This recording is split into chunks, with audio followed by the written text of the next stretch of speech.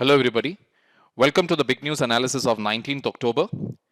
Before we head on with our discussion, international relations this week will be conducted today at 8 p.m. It won't be a live session. Please don't miss it out.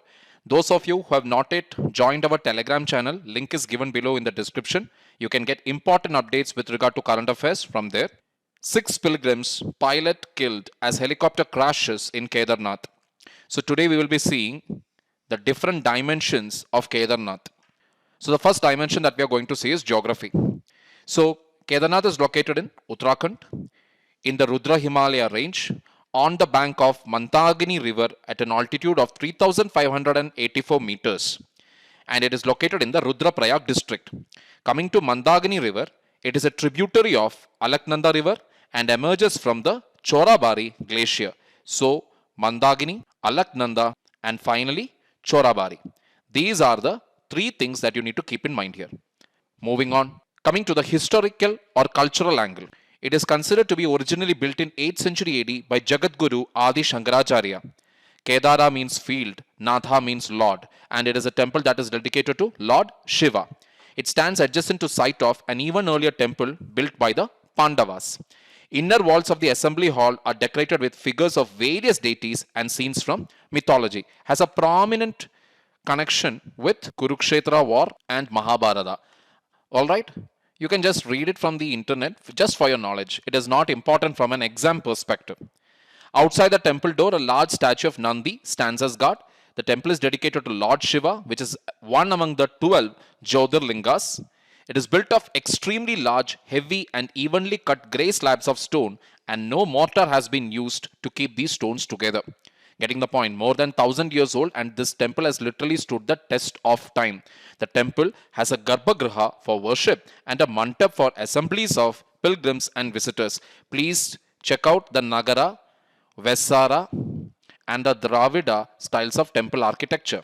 And one more thing that you have to do here is associated with Adi Shankaracharya, which philosophy is connected. Please do a research on that. A conical rock formation inside the temple is worshipped as Lord Shiva in his Sadashiva form. What do you mean by Sadashiva? It is the highest essence of spirituality, humanism and God. During winter, the deity is brought down to a village called Ukimat. Clear people? So just the surface level knowledge is enough here. You need not delve deep into it when it comes to culture based questions. What it is, that is more than enough. Coming to the Chardham Yatra. Now Chardham Yatra within Uttarakhand, you have 4 sites. Yamunotri, Gangotri, Kedarnath and Badrinath. While Yamunotri and Gangotri are goddesses, Kedarnath is dedicated to Lord Shiva. Badrinath is dedicated to Lord Vishnu. Clear people? And Badrinath, Dwaraka, Puri Jagannath and finally Rameshwaram. This is what is Chardham of India, according to Adi Shankaracharya. Alright people. In Hindi, Char means 4 and Dham refers to religious destinations.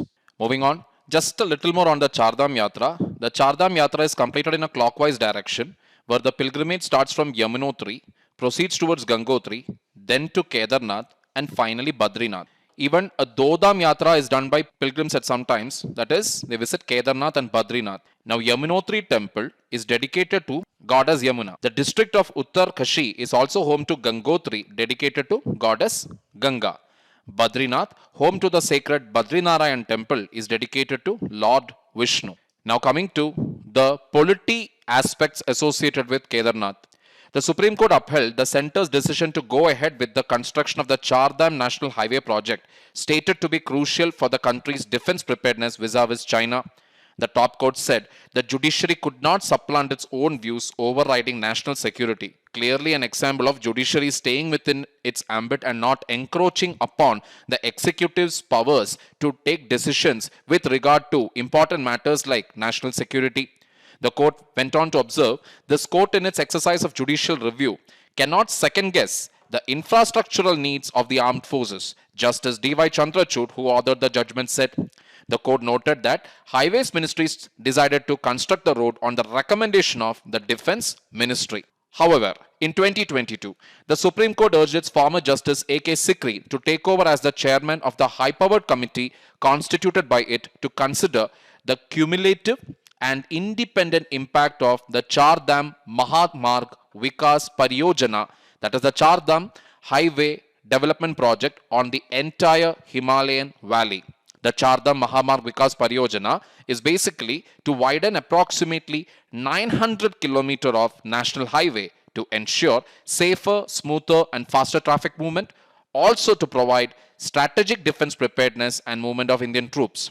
These highways connect the Uttarakhand shrines Yamunotri, Gangotri, Kedarnath, Badrinath and the Tanakpur Pittorgarh stretch of the Kailash Manasarovar Yatra route. Moving on, schemes worth rupees 400 crore were announced in Kedarnath in 2021 and especially for projects like Rishikesh Karnaprayag Rail Project, Tanakpur Bageshwar Rail Project, Chardham All-Weather Road, Bharatmala Project and so on. Coming to the disaster aspects associated with Kedarnath, the flash floods which took place in 2013 as a result of the overflowing of the banks of the Chorabari Lake. We already know Chorabari is what? A glacier.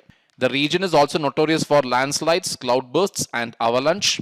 The man-made factors that has affected Uttarakhand are unplanned and haphazard construction, mismanaged tourism and intensive mining. The relief work was carried out by a combined team of Army, Air Force, Navy, Indo-Tibetan Border Police, Border Security Force, National Disaster Response Force, Public Works Department, as well as by the local administration. That is, this is a classic example of federalism between the center, the state, and the local administration. However, what is essential is federalism is often confined to disaster management or post-disaster relief. It needs to go beyond that. Moving on. So this is just the diagram here. As you can clearly see from this picture, the first picture, it's a picture of serenity. The second one you can clearly see it is filled with silt, stone, clay, mud, etc. after the 2013 flash floods. The Nepal earthquake in 2015 affected tourist footfalls in Kedarnath region as well as Uttarakhand holistically. Clear people, with that we come to an end of our session. Have a nice day. Take care.